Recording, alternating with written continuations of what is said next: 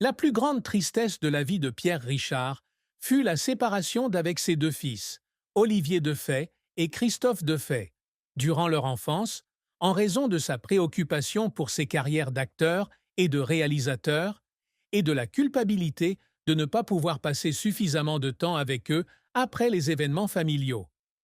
Né le 16 août 1934 à Valenciennes, en France, Pierre Richard, de son vrai nom, Pierre Richard, Maurice, Charles Léopold Defay, grandit dans une famille de la bourgeoisie aisée, avec son père, l'ingénieur Maurice Defay, et sa mère, Madeleine Paolassini, passionnée d'art. Cependant, sa famille se désagrégea rapidement après le divorce de ses parents, et il fut envoyé vivre chez son grand-père, Léopold Defay, un homme d'affaires prospère. Son enfance à Valenciennes, malgré son aisance matérielle, fut marquée par le manque d'affection familiale, ce qui le poussa à se tourner vers le cinéma pour s'évader. Lorsqu'il épousa l'actrice Danielle Minazzoli dans les années 1960, il eut deux fils, Olivier et Christophe, mais son emploi du temps chargé de comédien lui laissa peu de temps à leur consacrer. Après son divorce avec Danielle, sa relation avec Olivier et Christophe s'éloigna, surtout lorsqu'il déménagea à Paris pour poursuivre sa carrière. Il confia dans une interview en 2018 qu'il se sentait comme un raté, lorsqu'Olivier, saxophoniste, et Christophe, bassiste, grandirent sans leur père autant qu'ils en auraient eu besoin. Les rares rencontres où ses enfants le regardaient avec un regard à la fois aimant et distant le faisaient pleurer la nuit, se reprochant d'avoir fait passer sa carrière avant sa famille. Cette tristesse fut aggravée lorsqu'il réalisa que, malgré l'amour de millions de téléspectateurs pour ses rôles comiques, il ne parvenait pas à faire sourire pleinement ses proches. La carrière de Pierre Richard est un parcours de plus de 6 décennies, jalonné de sommets fulgurants, d'échecs déchirants et de tentatives qui le laissaient en larmes de passion et de pression. Il débute sa carrière dans les théâtres et cabarets parisiens dans les années 1950, interprétant ses propres numéros comiques, inspirés par Charlie Chaplin et Danny Kaye, qui avaient éveillé ses rêves d'acteur lorsqu'il avait vu Up in Arms, adolescent. En 1968, il décroche son premier rôle principal dans Alexandre le Bienheureux d'Yves Robert, où il incarne un sympathique fainéant, ce qui lui permet de se faire connaître du grand public. En 1970, il écrit et réalise son premier film, Le Distrait, une comédie sur un publicitaire maladroit, apprécié du public pour son style unique et décalé. Ce film, ainsi que Les Malheurs d'Alfred en 1972 et Je ne sais rien, mais je dirai tout en 1973, l'impose comme un réalisateur talentueux, dont le style narratif reflète l'esprit de liberté après le mouvement de mai 1968. Ses collaborations avec Yves Robert et le scénariste Francis Weber lui valent un grand succès, notamment avec Le Grand Blond avec une chaussure noire en 1972 et sa suite en 1974, où il incarne François Perrin, un musicien pris pour un espion. 3 comédies avec Gérard Depardieu, La Chèvre en 1981, Les Compères en 1983 et Les Fugitifs en 1986 deviennent des classiques, attirant des millions de spectateurs et donnant lieu à des remakes hollywoodiens. La Chèvre, dans laquelle il incarne un homme maladroit à la recherche de la fille d'un homme d'affaires, est le plus grand succès de 1981 en France, lui valant une nomination au César du meilleur acteur.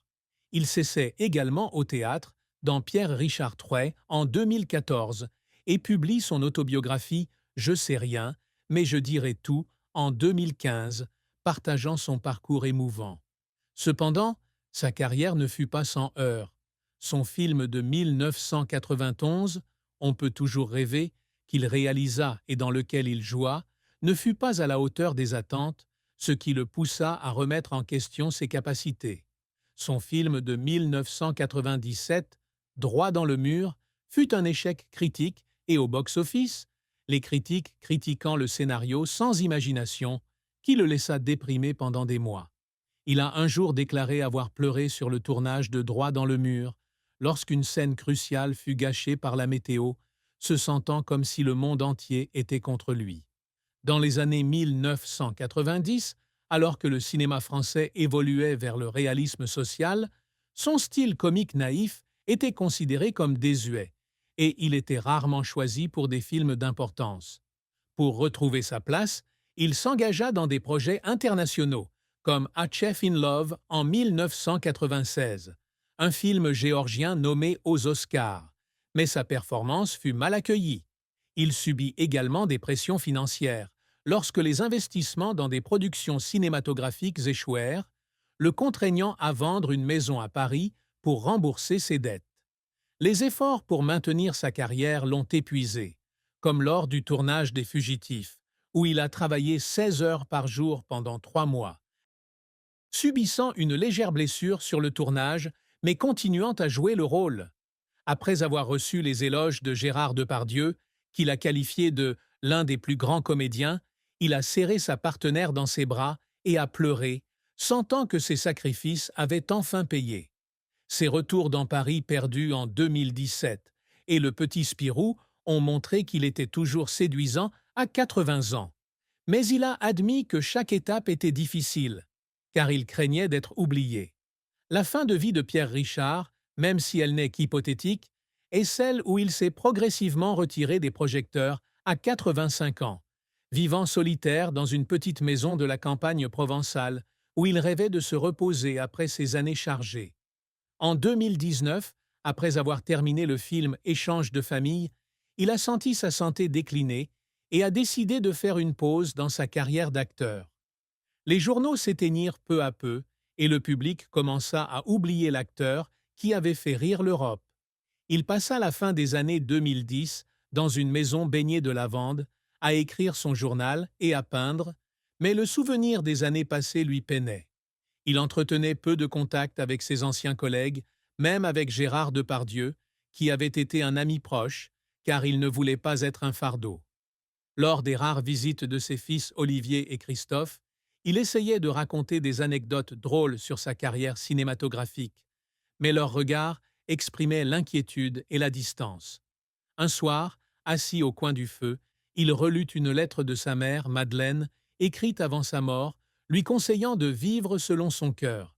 Il pleura, réalisant que, malgré avoir fait rire des millions de personnes, il n'avait pas réussi à trouver la joie complète en lui-même.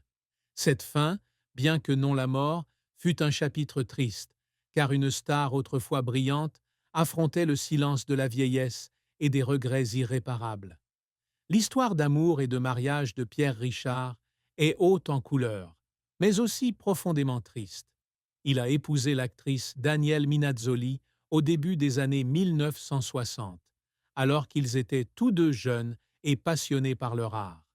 Danielle, avec son sourire radieux et sa forte personnalité, a été une source d'inspiration pour nombre de ses rôles comiques. Ils ont eu 2 fils, Olivier et Christophe, et les premières années de leur mariage ont été remplies de joie, car ils se produisaient ensemble dans les cabarets parisiens. Cependant, les pressions liées à la carrière de Pierre, avec ses longs voyages et ses emplois du temps chargés, ont eu des conséquences néfastes sur leur relation. Ils ont divorcé à la fin des années 1970, Danielle assumant la responsabilité principale de l'éducation de leurs enfants. Pierre a admis ressentir une terrible culpabilité de ne pas avoir été plus présent pour sa femme et ses enfants, et que le refus de Danielle de lui parler après le divorce était déchirant. Il a ensuite eu plusieurs brèves relations, mais aucune ne l'a autant marqué que Danielle. Dans les années 2000, Pierre rencontre Céla Lacerda, mannequin et actrice brésilienne de plus de 30 ans sa cadette. Ils tombent rapidement amoureux, attirés par leurs différences culturelles et leur passion commune pour l'art. Pierre confiera un jour que Céla lui a apporté une bouffée d'air frais, l'aidant à retrouver la joie après des années difficiles. Ils se marient lors d'une cérémonie simple à Paris et Céla devient une compagne indispensable dans sa vie. Cependant, leur relation n'est pas sans difficulté. La différence d'âge leur vaut d'être critiqués par le public et leur famille, notamment par Olivier et Christophe, qui, au départ, n'acceptent pas Céla. Pierre pleure lorsqu'Olivier dit « Une mère est toujours une mère », en référence à Daniel lors d'une dispute au sujet de Séla. Sa plus grande tristesse amoureuse est le sentiment de ne pas pouvoir complètement reconstruire sa relation avec ses enfants en raison de ses choix émotionnels. Séla reste à ses côtés, l'encourageant à continuer à jouer et à écrire, et leur amour est une grande source de motivation pour surmonter la solitude de la vieillesse. Le secret que Pierre Richard avait si longtemps gardé secret était une grave dépression dans les années 1990, après l'échec de Droit dans le mur, où il avait failli abandonner sa carrière et même envisager de mettre fin à ses jours. À cette époque, il vivait seul à Paris, loin de ses enfants et sans relation stable. L'échec de Droit dans le mur, combiné à la pression financière et à la baisse de sa réputation, le plongea dans un profond désespoir. Il conduisait pendant des heures dans les rues de la banlieue parisienne, s'arrêtait près d'un pont et contemplait la scène en se disant que ce serait plus facile si je disparaissais. Il ne le confiait à personne, pas même à ses amis proches, Yves Robert ou Gérard Depardieu, de peur d'être perçu comme faible. Il préférait écrire des notes de journal tristes, se